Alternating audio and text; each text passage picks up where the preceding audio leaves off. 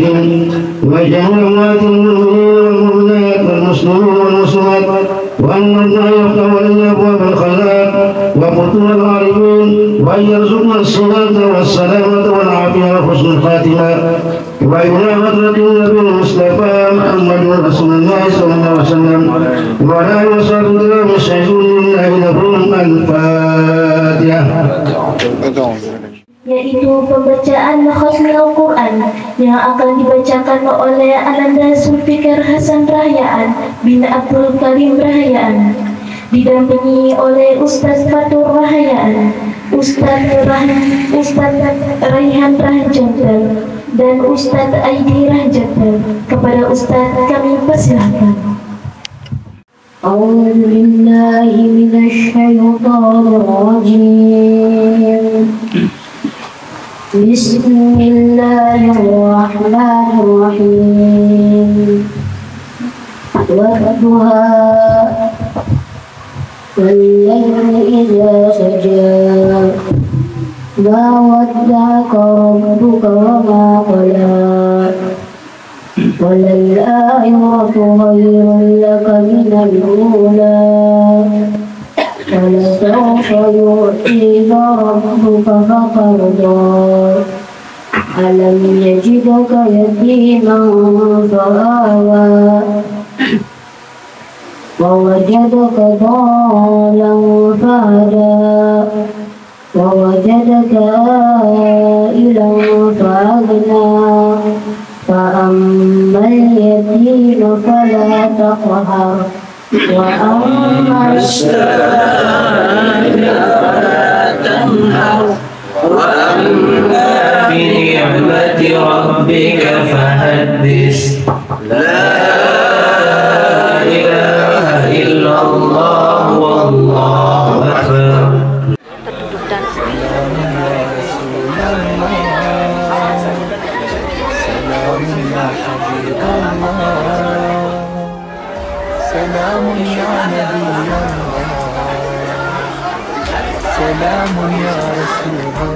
Ucapan terima kasih yang sebesar-besarnya mewakili keluarga Sahibul Hajat atas kesempatan Bapak Ibu mengangkat menghadiri acara Doa ini. Mudah-mudahan Allah Subhanahu wa Ta'ala membalas semua kebaikan-kebaikannya Bapak Ibu dan tamu undangan. Dan yang kedua, mungkin keluarga Sahibul Hajat menyampaikan permohonan maaf yang sebesar-besarnya apabila dalam pelaksanaan kami, ucapan kami atau penanganan kami yang mungkin kurang berkenan di hati Bapak Ibu para undangan, kami mohon dimaafkan. Dan yang terakhir adalah kami mendoakan semoga Allah Subhanahu wa Ta'ala membalas kebaikan-kebaikan Bapak Ibu yang memerintah dalam waktu menghadiri acara ini.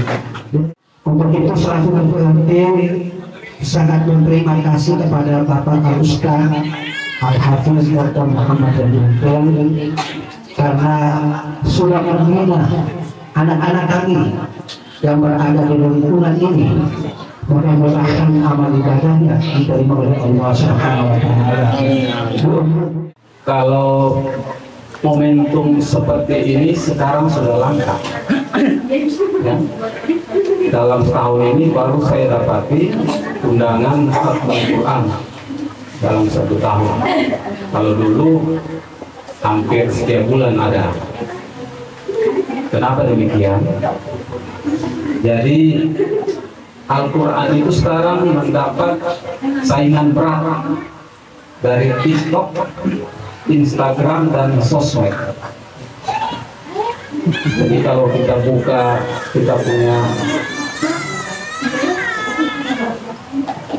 berhala, itu berhala itu Ustaz. Karena dari pagi sampai malam itu tidak bisa kita pegang. Dan dia bisa mengalahkan istri kita yang sudah punya istri dan suami yang sudah punya suami. Jadi pertama-tama yang dicari pasti HP istri, padahal ada sabalah, itu sabalah, tapi ditanya pegang HP mana? Itu tantangan terberat. Maka orang khatmul Quran ini nanti Nabi SAW mensinyalir, saya ahli zaman ala ummah la yabqa minal Quran illa ramsun. Jadi nanti satu masa, dan mungkin masa itu sudah tiba, tanda-tanda hari kiamat itu salah satunya adalah Al-Quran itu sudah tidak nampak lagi dia punya isinya, yang hanya nampak dia punya cover, dia punya perlambang saja. Dan itu sudah ada tanda-tanda. Tadi Al-Quran bisa dikalahkan oleh TikTok. Sekarang kan lagi viral itu kan TikTok. Dari anak-anak yang masih balita sampai orang yang sudah mau mati masih main TikTok. Kira-kira Al-Quran kalah sama? Salah. Maka kita hadir di acara Walimatul Khatmul Quran ini adalah kita juga memperoleh wasilah untuk kita mendapatkan nanti salah satu ketika nanti di yaumil mahsyar kita ditolong oleh Allah Subhanahu wa Ta'ala melalui perantara Al-Quran. Bapak Ibu yang dirahmati Allah Subhanahu wa Ta'ala, tanpa kita sadari Al-Quran ini adalah salah satu rukun iman. Amanah bil kitab. Jadi kalau kita tidak pernah baca Al-Quran, kita tidak pernah mempelajari Al-Quran, tandanya iman kita belum sempurna. Jadi walaupun kita beriman kepada Allah, beriman kepada yang 5, tapi salah satunya Al-Quran kita tidak membaca, tidak mempelajari, sebenarnya kan tidak lengkap. Dalam bahasa ekstrimnya batal itu iman, karena iman itu 6 yang didefinisikan oleh para ulama. Maka mudah-mudahan di peristiwa hikmah Khatmul Quran ini kita diberikan lagi pencerahan untuk kembali ke rumah, setidaknya setiap hari itu jangan TikTok melebihi daripada Al-Quran. Tapi ini berat, memang berat sekali. Kalau baca Quran itu mungkin satu hari satu file, satu file itu satu lembar itu masih mendingan, ada mungkin tidak baca dalam satu hari, dan itu mayoritas. Kalau kita tidak main TikTok, orang bilang kita ketinggalan zaman. Tapi kalau kita tidak baca Quran, kita tidak berpikir nanti ketika di Yaumil Mahsyar kita akan ditolong oleh Al-Quran sendiri. TikTok tidak pernah tolong kita nanti, Instagram tidak pernah tolong kita. Tapi kalau kita main TikTok dengan melantunkan ayat-ayat Al-Quran, kita baca Al-Quran di TikTok, nah itu boleh. Jadi memang Al-Quran kan TikTok atau Instagram, nah, terutama ini anak-anak milenial, anak-anak muda ini, nah, ya itu harus disadari. Kalau tidak, hadis Nabi itu akan terbukti. Terbukti apa? Nanti di masa-masa Zulfikar ini, ketika mereka besar, dia tidak mengenal lagi Al-Quran. Al-Quran itu sudah menjadi barang museum. Kita kan tahu peristiwa yang terjadi di Cordova, di Andalusia. Itu sejarah masa lalu, tapi bisa berulang di masa sekarang. Dan banyak negeri-negeri di dunia ini yang anak-anak muslimnya banyak juga sudah tidak tahu Al-Quran itu mana. Di belahan dunia tertentu itu sudah sebenarnya Al-Quran hilang. Maka kita sangat beruntung, terutama di masyarakat Maluku ini, ya. Dari beta kenal itu masyarakat Tenggara, masyarakat Kei itu tidak pernah orang Kei tidak bisa baca Quran. Kalau orang Kei tidak bisa baca Quran, bisa jadi mungkin bukan dia orang Kei. Karena setiap masyarakat Kei yang Muslim ya, itu pasti Al-Quran itu bosan. Nah, mudah-mudahan di generasi-generasi yang terakhir ini itu masih tertanam. Maka kehadiran majelis-majelis PPK, majelis-majelis Quran itu harus dilakukan. Kalau kita bandingkan dengan yang lain, itu memang masih kalah jauh. PPK, taman baca Al-Quran, pondok-pondok pesantren, lembaga-lembaga Al-Quran itu hitung jari sana. Sementara lembaga-lembaga yang menawarkan dunia itu banyak sekali. Tadi apa yang disampaikan oleh Ketua Wilayah Muhammadiyah Maluku? Beliau menyampaikan bahwa generasi-generasi kita sekarang ini, terutama generasi muda, banyak bergeser minat dari Al-Quran ke media sosial. Dan jarang sekali di antara orang-orang kita ini yang setiap hari itu membaca Al-Quran. Kita lebih banyak waktu habis di media sosial ketimbang membaca Al-Quran. Dan ini merupakan tanda-tanda sesuatu tanda yang perlu dikhawatirkan. ربنا آتنا في الدنيا حسنة وفي الآخرة حسنة وقنا عذاب النار وقنا عذاب النار وقنا عذاب النار وصلى الله على رسولك سيدنا محمد النبي الأمي وعلى آله وصحبه وسلم والحمد لله رب العالمين. Oke, jadi untuk seremonianya sudah selesai. Ini fikar namanya Zulfikar Hasan Rayaan bin Abdul Karim. Khatam berapa kali? Khatam 2 kali. Paman.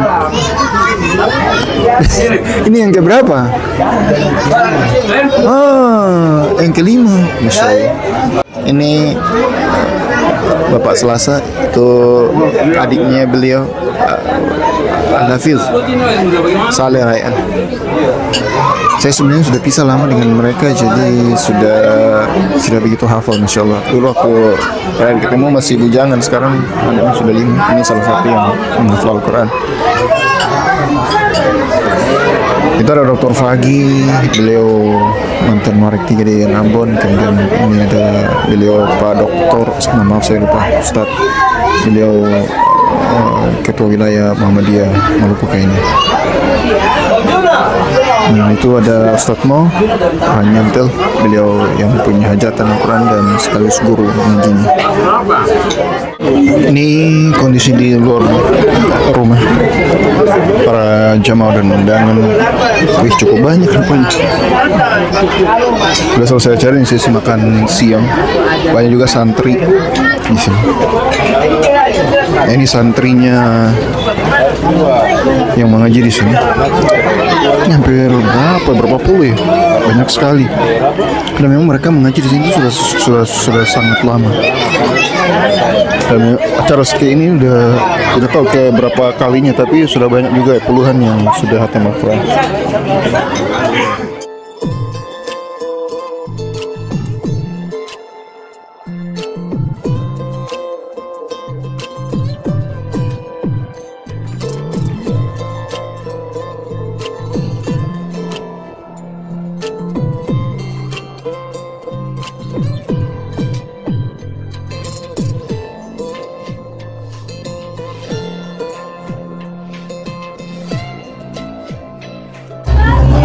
Assalamualaikum warahmatullahi wabarakatuh.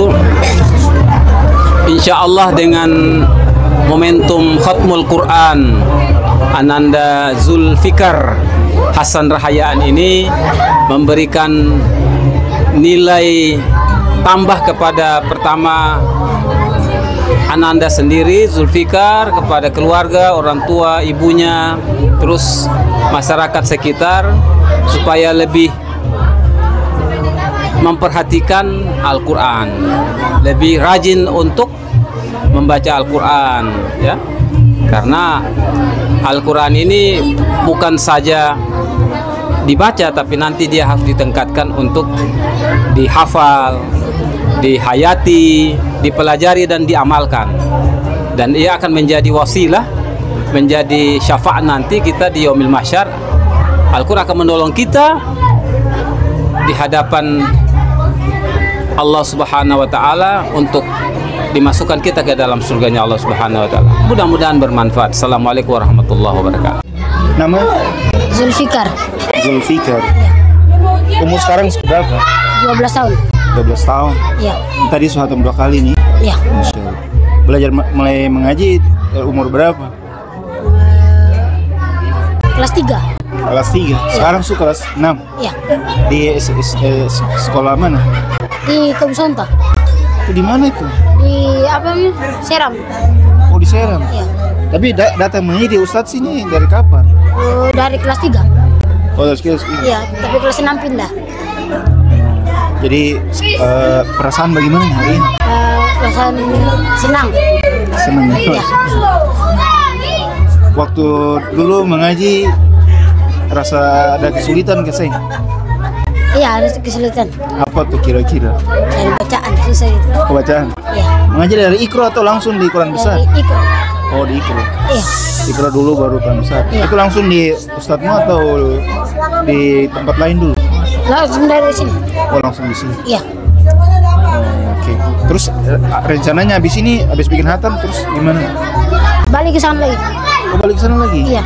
Oh, nanti baru mengulang-ulang di sana, muraja apa di sini? Iya. Ada rencana mengaji hafiz ke saya? Ada. Ada. Iya, mau pesantren. Ya? Mau pesantren. Pesantren mana? Di sana, pesantren di sana. Saya mengaji di Om Saleh. Cinta. Oke. Tapi ada mau mengaji hafiz. Iya. Insyaallah kan Om hafal 30 juz aja. Kita sekarang bersama Ustadz nama lengkap dulu. Lengkap Ustadz Aidi Rahan Nyamtel. Hah? Aidi Rahan Nyamtel. Aidi kan lulusan pondok ya? Iya. Di pondok apa? Pondok Pesantren Asazili 4 yang berletak di Kabupaten Malang, Jawa Timur. Malang, Jawa Timur. Iya. Oke. Aidi sudah selesai 30 juz. Alhamdulillah sudah selesai. Hafiz, Masya Allah. Aidi itu berapa lama tuh mengaji hafiz itu? Saya mulai menghafal Al-Quran itu pada tahun 2019 setelah lulus sekolah. Itu mondok di situ. Dan sebenarnya ketika waktu itu sudah berapa juz? Itu membawa celengan 2 juz dari rumah itu. 2 juz. 2 juz. Modalnya itu modal awal. Iya, awal. Juz 1 sama juz 30. Itu dari bapak. Dari bapak itu. Terus ke pondok. Iya, ke pondok. Di aslinya tidak ada niat untuk ke mondok. Ya pas itu kan tes tentara tapi tidak tembus. Oh, tidak tembus. Iya, tidak tembus. Akhirnya Jatuh di apa? ya jatuh di apa? Fisik. Oh, Fisik itu kemarin jatuh. Terus sama orang tua suruh mondok sambil kerja. Nah, itu ternyata setelah dimusyawarah ternyata itu agak berat. Akhirnya sama ayah suruh pergi mondok. Sebenarnya mondok ini cuma disuruh 2 tahun saja. 2 tahun. Sampai di sana ternyata program menghafal di pondok di sana itu di SJD 4 itu memakai program harus lancar dulu sampai tasmi baru bisa apa nih diboyongkan, kalau bahasa Jawa diboyongkan artinya dikeluarkan dari pondok bahasa Jawanya tuh. Jadi itu gimana tuh? Jadi programnya itu kita kan banyak ada orang yang menghafal Al-Qur'an cuma sekedar hatam saja. Tapi dong tidak tasmi, tasmi itu artinya memperdengarkan hafalan Al-Qur'annya itu selama 30 juz itu secara bil ghaib, duduk langsung didengarkan oleh orang banyak gitu.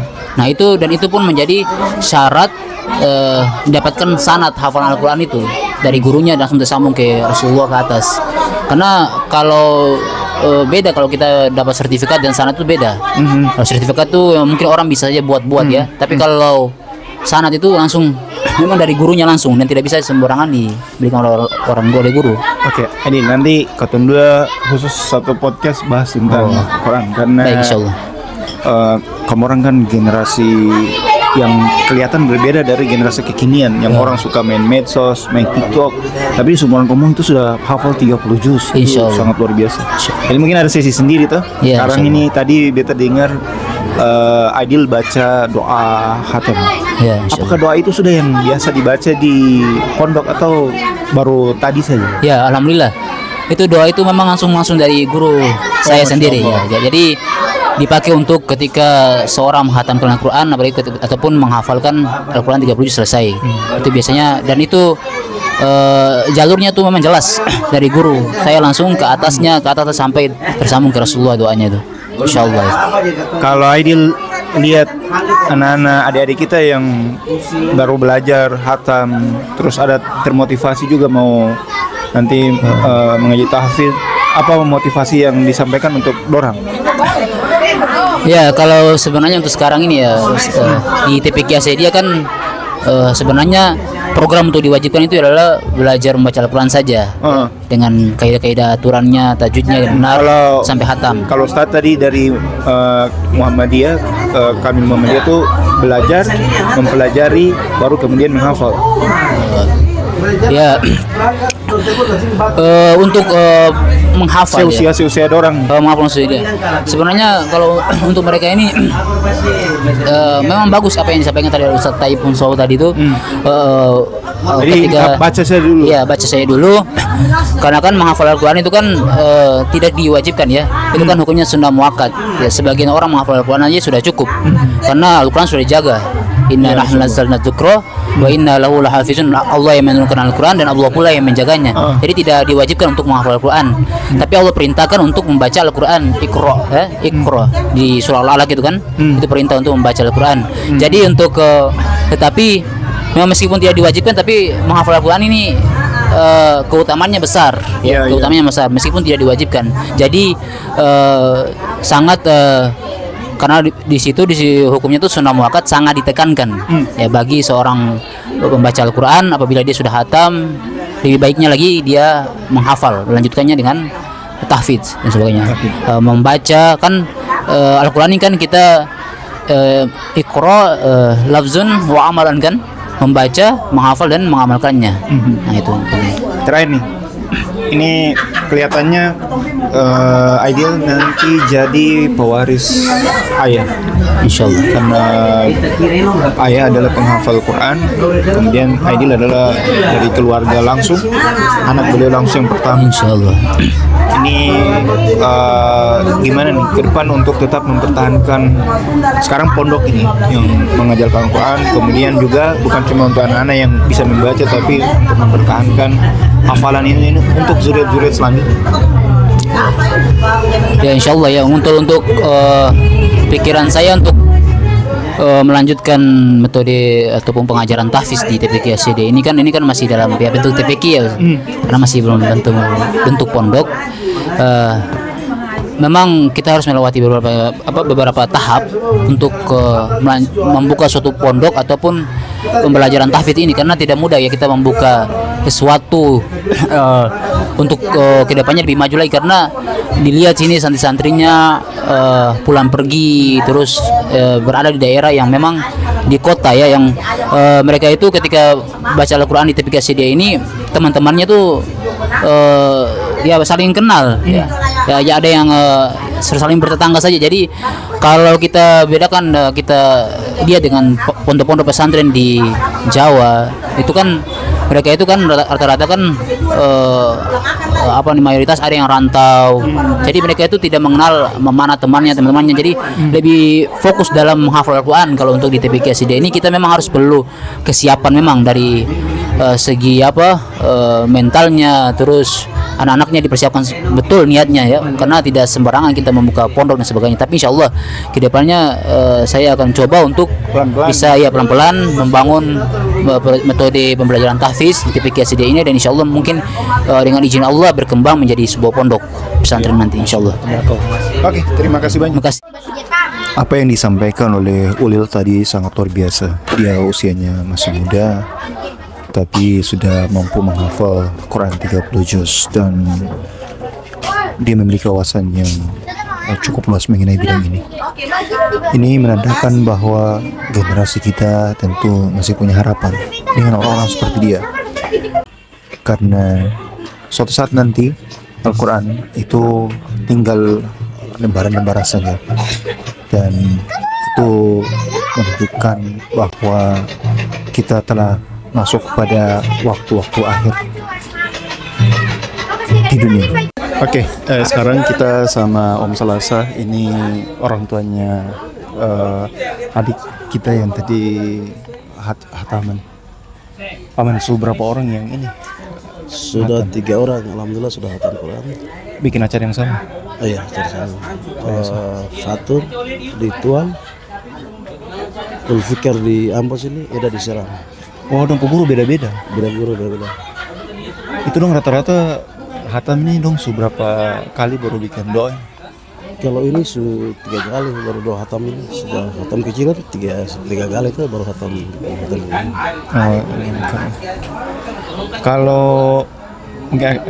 Kalau ada orang tua atau yang dompo anak-anak itu yang penting mengaji saja. Kadang selesai, terus kadang selesai tapi dong tidak bikin doa selamat. Itu kan tergantung orang tua itu. Anak mau maju dan tidak itu tergantung orang tua. Artinya kalau anak punya kemauan tapi orang tua tidak mendukung kan tidak mungkin berhasil. Sama dengan pendidikan umum saya gitu sama. Jadi alhamdulillah walaupun kita sibuk apapun, tapi bisa mendidikan anak tercapai dalam membaca Al-Quran tuh. Tapi apa itu juga mungkin sebagai penghargaan ya ke guru lah, nasab mengaji. Waalaikumsalam. Yang jelas pertama tuh orang tua rasa bangga bisa membuat anak itu sampai khatam Quran, itu suatu kebanggaan dan mungkin menjadi impian bagi semua orang tua kapan ya? Semua orang tua ya. Dan cita-cita orang tua itu bagaimana anak itu bisa jadi. Yang jelas kalau beta itu kalau mau cerita sibuk itu keluar dari rumah jam 5 pagi, pulang ke rumah tuh jam 2 malam untuk dalam bekerja nih. Kerja, oke. Cuman bisa lewat via telepon, kontrol via telepon saya kontrol tuh. Ke guru mengaji ke dia. Yang di mama dan yang anak yang bersangkutan tuh ingat mengaji itu. Jadi karena kalau beta kan di perusahaan juga salah satu pimpinan, makanya waktu itu kan tersita banyak untuk pekerjaan. Beta rata-rata kalau rumah jam 5 pagi. 5 pagi. Tapi dari anak 4, 3 sudah selesai. Sudah. Kalau yang ritual kurang tahu ya, dia bawa piara ada kan, ada satu ritual. Tapi alhamdulillah beta jujur bahwa Fatur ini walaupun belum jadi pegawai, tapi beta sudah menikmati hasilnya. Artinya contoh kalau dia pulang ke utara bisa dipanggil ceramah, khutbah di mana-mana. Fatur ini yang mana? Yang Oh yang tadi? Yang tadi. Barang dia kan dari pesantren. Di pondok, oke. Di pondok. Jadi setiap pulang ke sana diundang ceramah, khotbah di mana-mana tuh. Jadi orang beta kalau di luar perusahaan kan orang kenal beta lewat anak-anak tuh. Iya. Kalau dia ini target gimana? Selesai di sini atau masih apa? Mengajinya? Mengaji, insya Allah. Karena mungkin dia ke pondok. Iya, dia pondok. Ada pondok di utara kan banyak. Dia di perencana di pondok dulu tuh. Oh di pondok. Di pondok. Dong sebenarnya paman kan kalau lihat itu sebenarnya dari keluarga penghafal Quran karena bisa juga. Paman Salih kan penghafal. Tapi dari selain Paman Salih dari keluarga siapa lagi? Yang keluarga kandung? Yang dari ke atas atau ke? Kalau di marga ini kan yang jelas di Yamanten kan Hafiz pertama itu kan orang Renyan dulu tuh. Oke. Tapi kita punya cita-cita anak tuh harus walaupun satu harus Hafiz tuh. Tapi untuk sementara alhamdulillah semua tuh mengaji. Itu dulu dasar. Dulu dasar dulu. Kita rasa bangga tuh walaupun orang bilang ketemu hidup ini ugal-ugalan tapi anak-anak masih bisa didikan tuh. Jadi karena percuma juga kalau ketemu punya uang, tapi anak-anak yang jelas dasar anak-anak pertama kan talangkan akhlakul karimah dulu tuh. Salah satu dia kan membaca Al-Quran. Talangkan sejak dini. Kalau Al-Quran sudah ada di seseorang itu kan akhlaknya sudah yang jelas baik. Jadi harapan kita cuma itu saja, mudah-mudahan anak-anak ini kalau harapan jadi pegawai tidak terlalu pegawai. Sebenarnya Quran ini juga jalan hidup. Contohlah Ustadz Mo. Seperti tadi Pak RT bilang karena Quran inilah orang kita kata diampun itu. Iya betul. Om Saleh di bawah itu. Om Saleh itu mau bilang sekolah di mana? Saya pernah sholat tarawih di Al-Fatah, ternyata tua imam di situ. Om Saleh itu kan setahu beta dia pendidikan SMP tahun 88 itu kelas 1. Iya. Nah, berhenti. Alhamdulillah mundur ke kampung dia mengaji. Hafiz 5 juz tahun 92 dia langsung terjun MTQ langsung ke nasional. Dengan itu dia buka teman pengajian di teori ke paket B itu.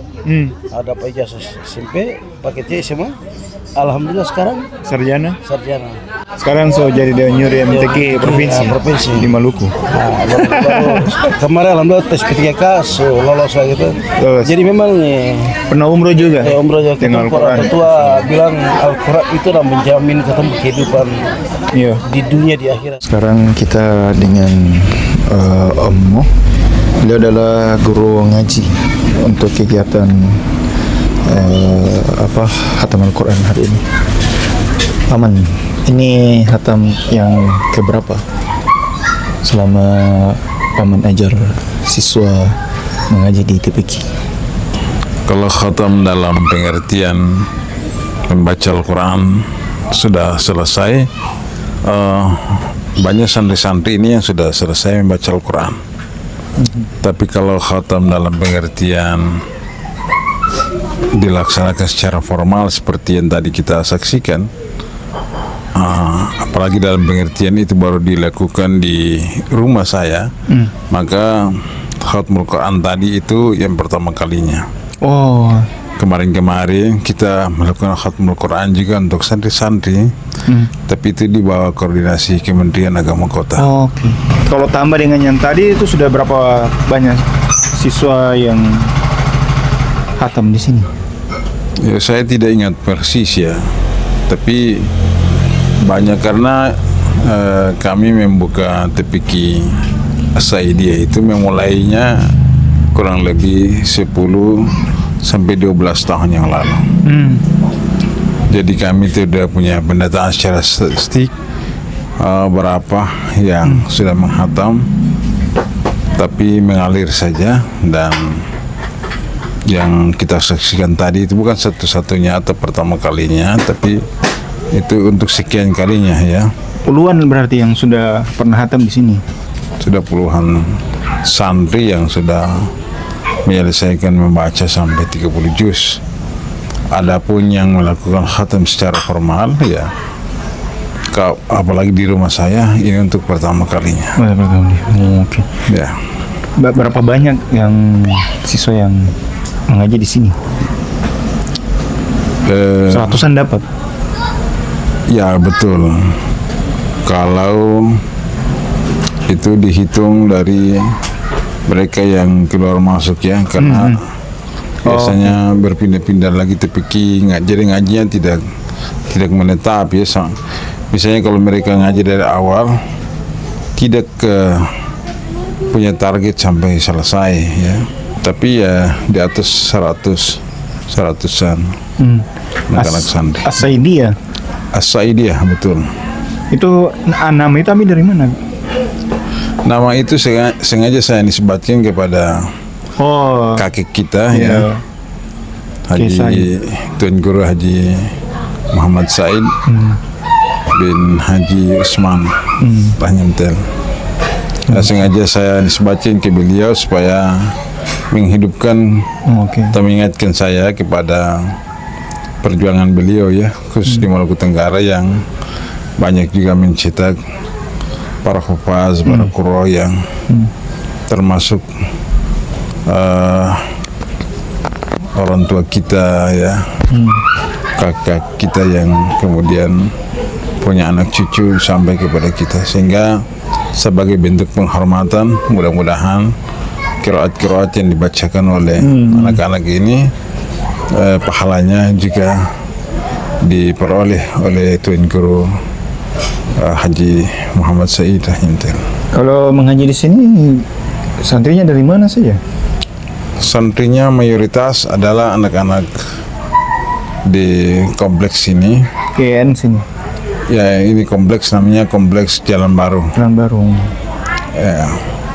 Dan ada beberapa santri yang juga berasal dari tempat-tempat lain seperti di Ahuru, di Gadihu, tempat-tempat lain yang mereka senang mereka datang haji di sini, tapi mayoritasnya anak-anak di kompleks ini.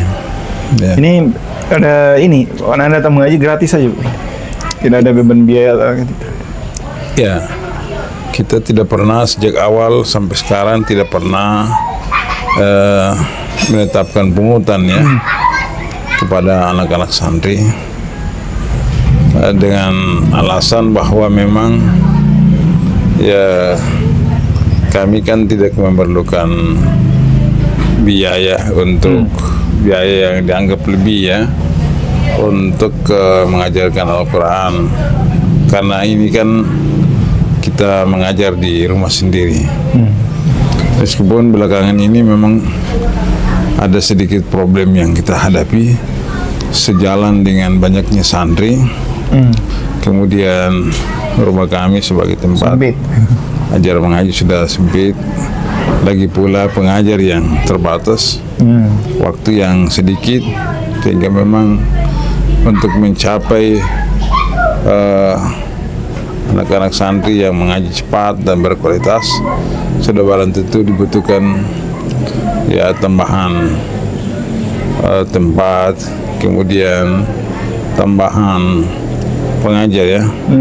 Kalau biasanya TPA apa gitu kan daftar ke Kemenag. Di sini juga sudah tuh. Ya. Beberapa tahun lalu sebelumnya ada bantuan juga itu biasanya. Iya. Sebelumnya kita tidak pernah mendaftar. Tapi kemudian kita mendaftar oleh karena dari Kementerian Agama hendak memberi bantuan, tapi harus TPQ punya payung ya, payung hukum. Maka kita mendaftar ke Kementerian Agama Kota dan sudah mendapatkan izin operasional.